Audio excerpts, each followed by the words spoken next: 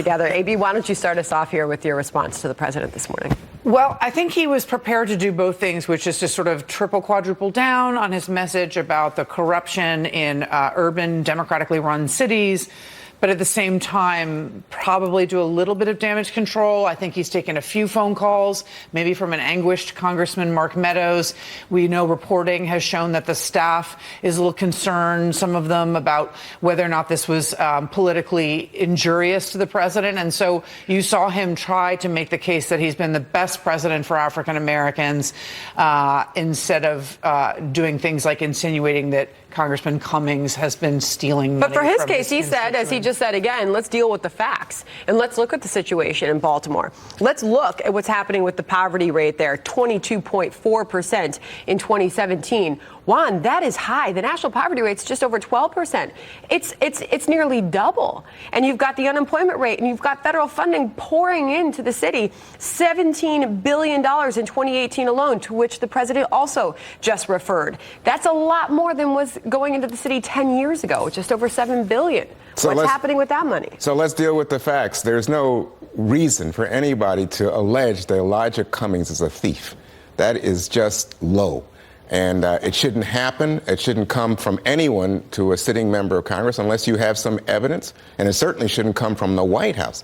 Money goes into... The larger example he was making is that this is an example of corrupt government. That's what. Well, if that's the case, then say it. But I think that when you... Well, he did say that's what he said. On Elijah he said this Cummings, is an example of corrupt government. But I would say the money that you cite goes to places like dredging the harbor to see if we can get some more boats in there, taking care of Johns Hopkins. There's a high poverty rate that you referred to, Sandra. Remember, 60+% of the population in Baltimore is black, and there's a 25 to 30% poverty rate among black Americans in this country. So what you have here is a situation where there's a crying need for change.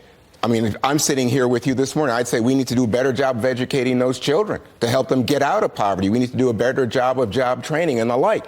That's what the government should be doing in terms of solutions. The name calling, the debasing of an entire group of people and a city, I just find this reprehensible. Well, he said African Americans have been calling the White House, Charlie, and I think Juan Williams is on line too.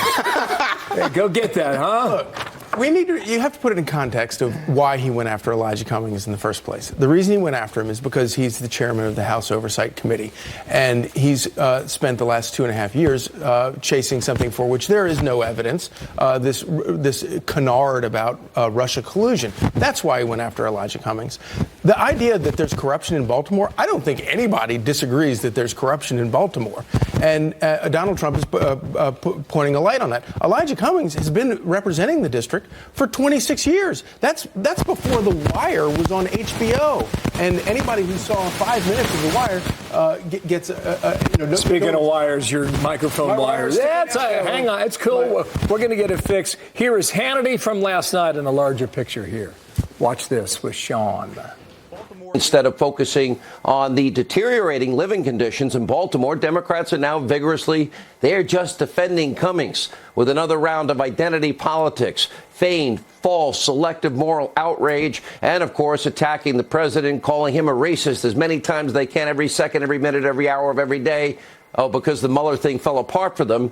All right. We interrupted you. Yeah, but and this is the important point here, is that only in Washington would somebody see the president attacking Elijah Cummings and say, oh, this is all about race. It's not about race. It has to do, he's talking about the Russia collusion fairy tale. He's talking about the fact that Elijah Cummings went after his Homeland Security director, who is desperately trying to fix the crisis at the border. Donald Trump is talking about issues. And then what do you get in Washington? All anybody in Washington says, oh, this is racist. It's not racist. He's being combative, as he always is, whether he's an equal opportunity offender when it comes to being combative. But this idea that in Washington, where everything is about race, is crazy.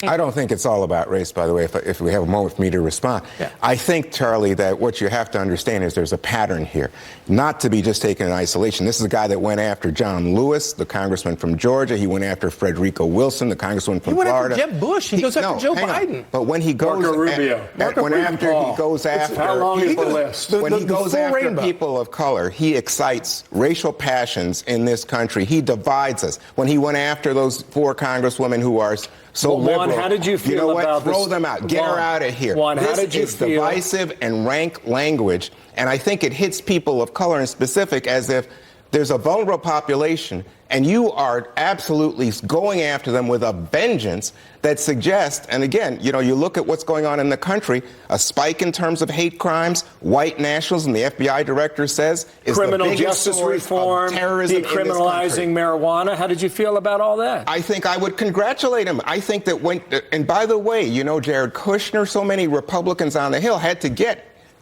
Jeff Sessions out of the way to try to get criminal justice reform. So I would congratulate him. But so much of that is obscured by his language. Please and his allow me to preface this, okay? When you take it in its totality, don't you see a fairness and a president who's being equitable on the overall issue, who doesn't see it as color, doesn't see it as race, just sees what he believes is right and what is wrong? No, I think I see somebody who is acting without any sense. Acting, you know, as the president acts, speaks in terms of his policies and actions, without any sense of the history of race in this country and the necessity for us to act with some caution on such an explosive issue. Hasn't some of his policies helped African Americans? I just said to you, there's some things I would congratulate him and applaud him what for. I'm arguing is take the whole picture. That's all. Well, I That's would take the whole making. picture. I could go back and start talking about the Justice Department suing him and his company and Dad for discriminating against black people. I can go back to the birther movement. Alveda King, this is the larger Alveda King pattern. I was talking to had Charlie. a much different take this morning on Fox and Friends on that. You joined me last night on the story. Before you was Lynn Patton from HUD. She had some very strong feelings on the matter. You were able to respond to them, but her point was, let's ask the question, why is $16 billion going into a city that is not improving? Here she was last night before I talked to you.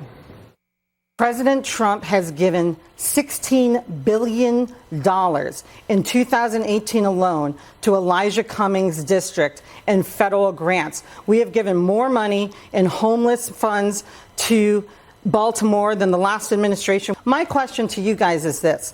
What are you actually doing with the money so that it benefits residents in the community for once instead of deep pocket crooked politicians? And I know more money than the Obama administration was pouring into the city. I think if President Trump really wanted to work with leaders on the ground to clean up Chicago and Baltimore and Detroit, we would know it. Charlie just told us the reason he attacked Elijah Cummings, someone who's worked hard to earn the respect of his Republican colleagues on Capitol Hill, who is not Rashida Tlaib, who is not Ilhan Omar, who is not Alexandria Ocasio-Cortez. He just told us that he attacked him in his city and said humans wouldn't want to live there because of the Mueller investigation. He has a burden as president not to use, even if he's not a racist, racially divisive language to divide this country. He has a burden, a responsibility that he refuses to meet because he's campaigning, and that's what people saw this week. That he insinuated he was a criminal, that he was on the take in Baltimore, and he accused two black men in less than 24 hours of crimes they didn't commit, that President Obama should be investigated for a book deal? A president of the United States, and less than 24 hours later, Elijah Cummings. I don't think this is about Baltimore. I think you're right about that. Actually, what I said was the reason he went after him is because Elijah Cummings went after his Homeland Security director, who was trying to fix things at the border. As usual, Donald Trump is focused on actual issues, which is what got him elected in the first place, and I think will ultimately get him reelected. Washington only focuses on these superficial things, like accusing him of being a racist because he went after a political enemy who savaged his Homeland Security director, who is just trying to solve the crisis at the border. Donald Trump just wants to fix these things, and the only thing you get out of Washington is you're a racist. Well, he's a racist. We had Matthew Charles, the first to be freed from prison under the First Step Act, on this program earlier this week. After 22 years, he was released in January, joined the president at the State of the Union. He gives the president a ton of credit, Juan, for what he's done for the African-American communities in this country. I don't know. I mean, obviously, he should be grateful if he was released after 22 years. I don't know the specifics of the case, Sandra. So I think anybody in that position, I think it was it Kim Kardashian who went in and got him to release a woman who had been in on a drug crime? And so, I mean, there are people who could have some personal connection, say, thank you, Mr. President. But I think when you look at the overall state of race in this country, you ask people, are things getting better in terms of race relations, the ability to talk to each other, to understand?